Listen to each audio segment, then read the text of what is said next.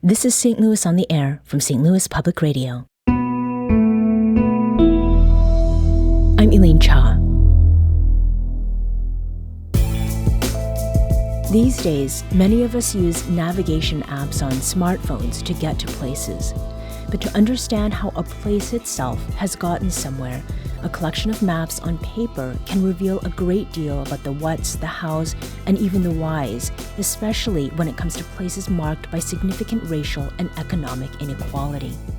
Patty Heyda is a professor of architecture and urban design at Washington University. Her new book, released today by Belt Publishing, is titled Radical Atlas of Ferguson, USA. And she joins us now to discuss that work and its relevance beyond St. Louis's suburbs. Patty, welcome to St. Louis on the Air, and congratulations on the publication of your book. Thank you. I'm happy to be here. So let's start with the origins of the book itself and what it's made up of. So we can see all kinds of maps and other forms of visualized data online, but this is a book of more than 100 maps, as well as charts, photos, and explanatory text. What is it that makes this tangible form so important, or what makes maps a particularly revealing medium? Well, I've always loved maps and mapping is the way we work in urban design to get to know a place.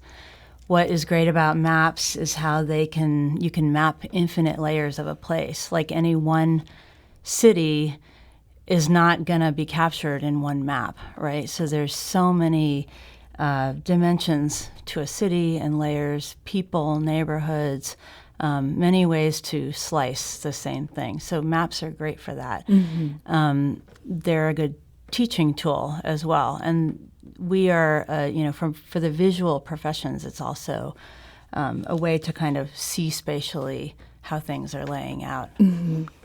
Can you also provide sort of a working definition of what urban design is? Yeah, urban design is considered this kind of open field that's between planning and architecture.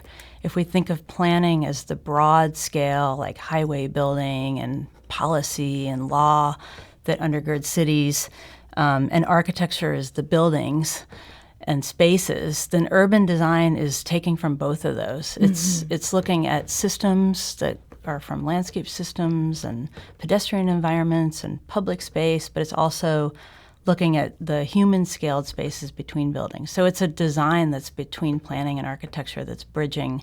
It's arguably a kind of malleable profession, really. It does a lot of things. Mm-hmm. So let's talk about the title of this book and the second part of it. Why is it Ferguson, USA, Patty? Well, yes. So the title, the first part of it, Radical Atlas, comes from, I've taught classes on mapping. And, on the one hand, I think a lot of people think radical means some kind of, extreme view of something. But it really, I like to use the term, it comes from the Latin word for root, like mm-hmm. the word radish. So when we think of radical that way, it's about trying to understand the root systems that are behind, the conditions that we see across the region. Ferguson, USA was a way of speaking to, on the one hand, I've been here for 20 years, and this book looks in depth at Ferguson and all the North County municipalities around it. Mm-hmm. And by all means, those are not monolithic communities, right? There's again, like all kind of histories and neighborhoods and people and things happening in any one of these municipalities. But Ferguson, USA refers to the fact that these are what's happening, what we can see in Ferguson and North County is happening in every American city. So the patterns are, in fact, really pronounced here. Mm-hmm. So it's about Ferguson, it's Ferguson broadly. It's about all the Fergusons that are in American cities. Mm-hmm. So the book itself, how is it that it got its start? When and how, Patty? I started work. I was already trying to understand what was happening in places like Kinloch, which are next to Ferguson, probably, over 10, like I think it was around 2010 or something, shortly after I had been teaching here for a while. And I mean, literally, I was flying in to Lambert and I looked down and I saw the streets that were just cleared of houses, and you're in the suburbs. So for someone who studies cities and suburbs, it's an unexpected thing, right? Like, we're in the suburbs, which is supposed to be about sprawl and all these other things. And here's like an erased neighborhood. So I was trying to understand what happened there. But after 2014 and the events of Ferguson, I brought it into my classroom and looked together with students at North County to try to really understand what was happening here. So that's probably around 2016. And we just gathered so much data and so much insight from people in the community. And, after a while, it was like, I think this would be worth sharing to bring it outside of the academic bubble a little bit. What was it that was happening in those studio classes when you were working with students who are coming from a lot of different places that sort of convinced you that there was a whole book project ready to be done, maybe beyond ready to be started? That's a good question. We were finding a lot of contradictions in, on the one hand, there are like just kind of blanket development tools that cities use, and we kind of teach that and we study that. And on the other hand, when you're on the ground, you're seeing totally different outcomes. It's people were not benefiting from these tools. So on the one hand, there's development that's said to bring progress, and on the other hand, there are whole neighborhoods that were getting torn down to bring in a warehouse development or something. So there's some contradictions that were coming out of what we were looking at and finding. And of course, people who live there know this already every day. Yeah. When you were talking about the view that you saw from the airplane, what was not in the suburbs, what we expect to see there, one of the maps gets at roots, which is part of the radical that you're talking about in the title of your book, and about built environment. And in the second chapter, which is called Space, there are maps of the private West Colony subdivision and the low-income landlord-managed Pleasant View Gardens subdivision in Ferguson, which was formerly Canfield Green. And these maps, side by side, there are many more circles in the West Colony map than there are in the Pleasant View Gardens. What is it that these circles show? Those images that you're describing are trees. It's mapping just literally the trees in each of those. And what's important is that they're both zoned the same. They're R4 zoning, which is like a multifamily zoning. And the spread that those fall under in the book is titled Adequate Landscaping. That's a requirement of the Ferguson Code. And it's written in to promote, I think, like an ecological integrity between buildings, right, like in outdoor spaces. The part of the point that this map is trying to make is to show how, in the context of how we've made the suburbs, where in this case, both of these developments are big areas planned by one developer. And that's kind of reproduces this fragmentation that we have in the suburbs. But the point is, when we think about ecological concerns like trees and water, water doesn't stop at the edge of a big property.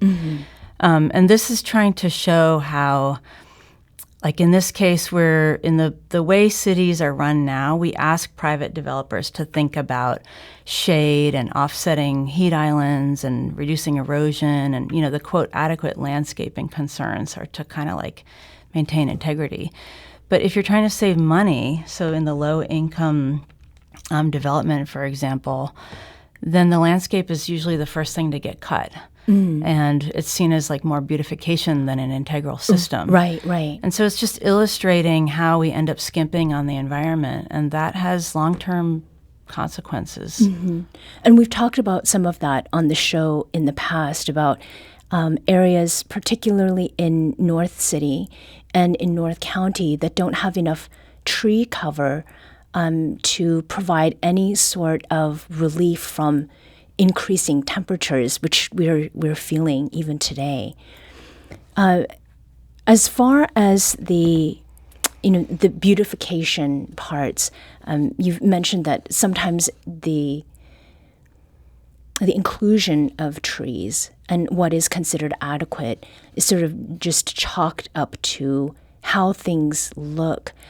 There's another map that I was struck by, and it is something I think that would stand out for people as they're driving through Ferguson specifically this time.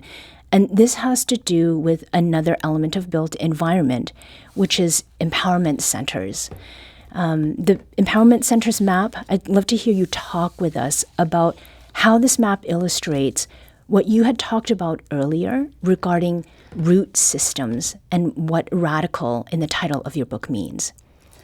So that map, and there's also a couple images in the book of the Boys and Girls Clubs building, which is in there. The map is titled Empowerment Centers, but it's referring to all of these kind of organizations that deal with empowerment and that are bringing additional services to the area. It's under this section related to education. And the point of the map, it was literally a plotting, like from a search, of all the organizations that had youth, empowerment, or boys in the name, just as a way to see where supplemental services are concentrating. It's not comprehensive, but it becomes like a meter of where the core institutions need support. That's how I read it, is that this is showing where inequality is concentrated and where supplemental support is needed. For example, you don't see a Boys and Girls Club in Clayton or Ladue. That's where the school system gets more funding because it's tied to the property taxes, more local funding. So things like empowerment centers and youth centers, they are important in places like Ferguson by all means. And this is a great building designed by my friends at Arcturus. They provide really important services, but they can also kind of become a mask to the more structural deficiencies that still need to be addressed. So they're kind of like ameliorating a local sort of situation, but in the end, they're not necessarily democratic, right? It's uneven where one happens to be, how they get plugged in, and they're not solving the problem. Right, right. There's another map that shows public libraries as well. Is this another manifestation of what you're talking about? Yeah, those are part of one of the last remaining, if you will, core public institutions. So if we think of our schools, our libraries, these kinds of public spaces, and what they mean for community and how they support community, we can see in this particular map of empowerment centers where they need more support. Yeah, so libraries, in that map, they're very evenly distributed. And that was from a time when they were just kind of laid out for everyone based on the population. And, there's a little bit of unevenness to libraries today, too. But I'm advocating that we support libraries, we support schools. This will have great impact in the communities that need it the most. We need to take a quick break, but we'll be back shortly to continue this conversation. This is St. Louis on the Air on St. Louis Public Radio.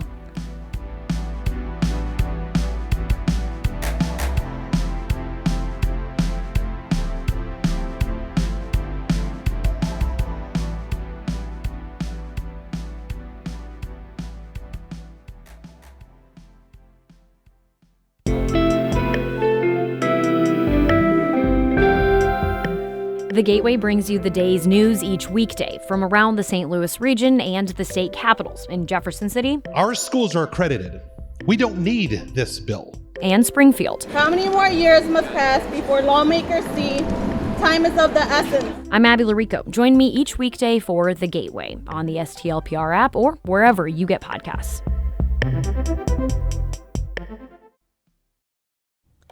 Welcome back. Patty, before the break, we did touch upon built environment, but I'd like you to talk a little bit more about that because it is central to this book. What are the components of built environment that people understand or recognize most readily? The built environment, so for architects especially, and urban designers, the built environment is thought about as the buildings, right? The buildings, the sidewalks, the roads, the physical environment around us.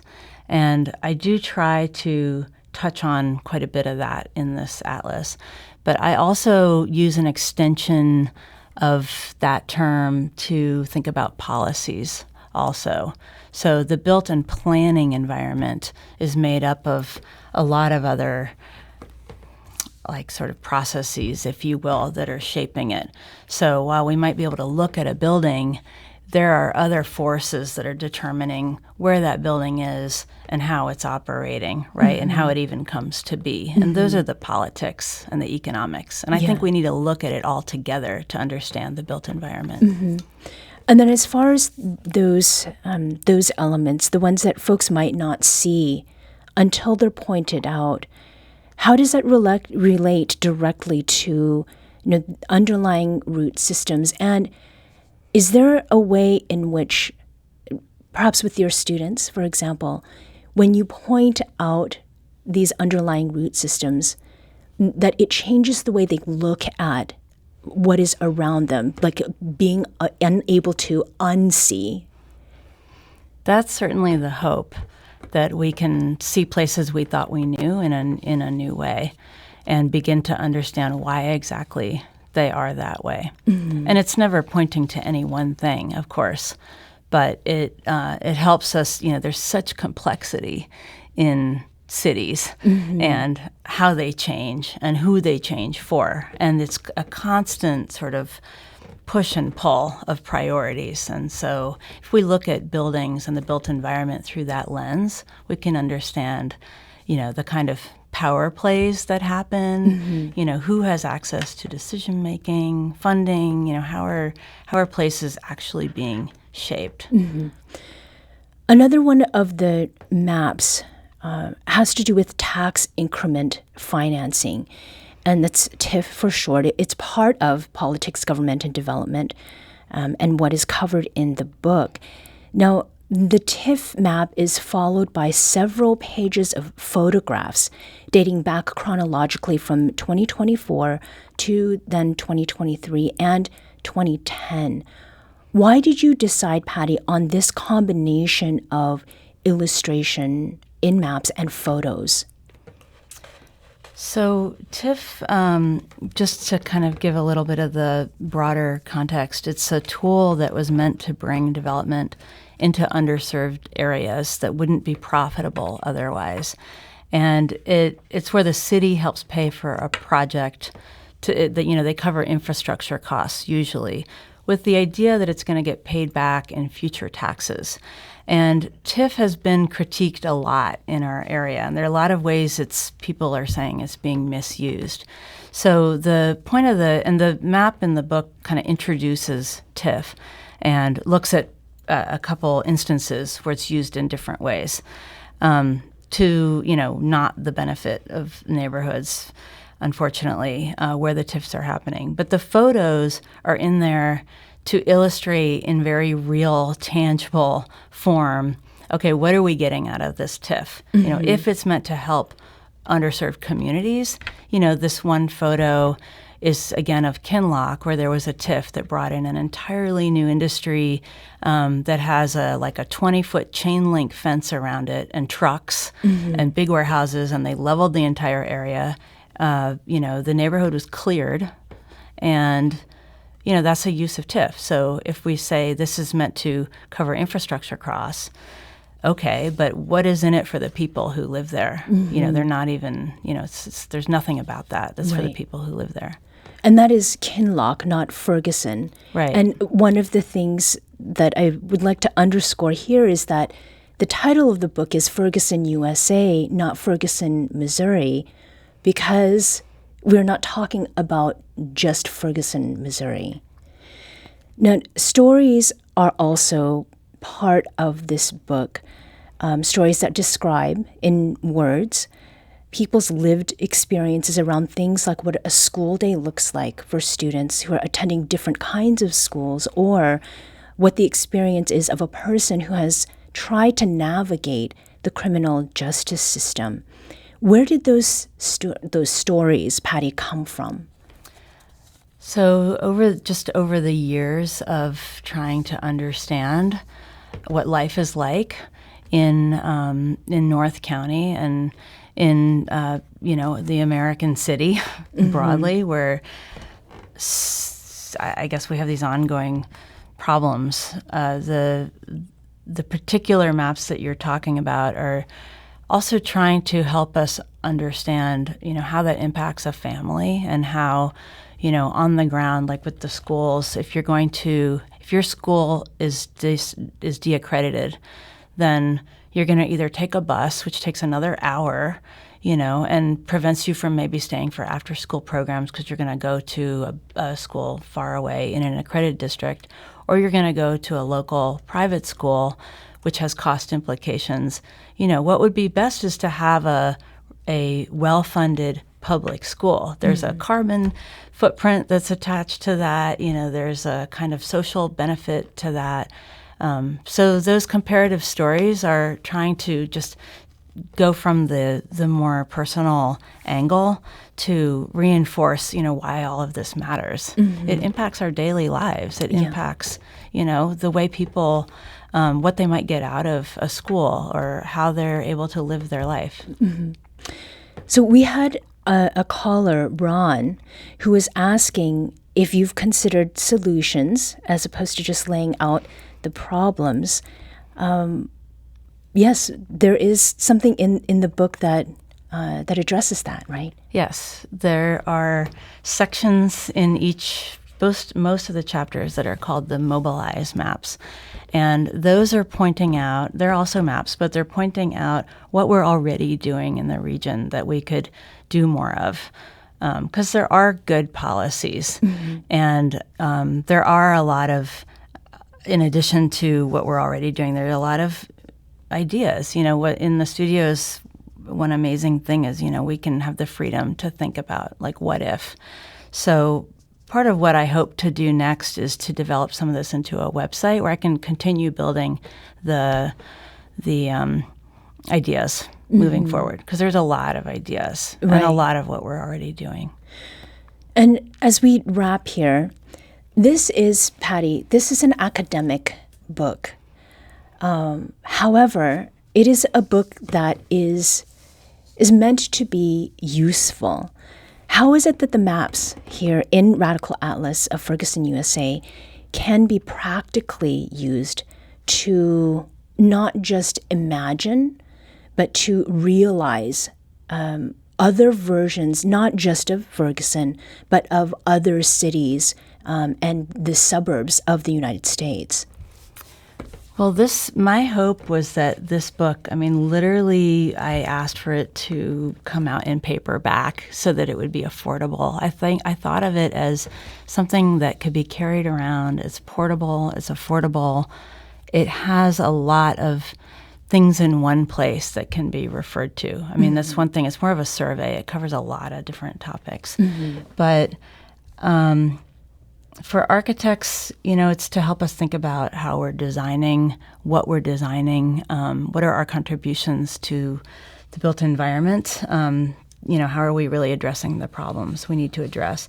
But for advocates who are already working on the ground, I think of it as putting spatial evidence together all in one place that they can point to.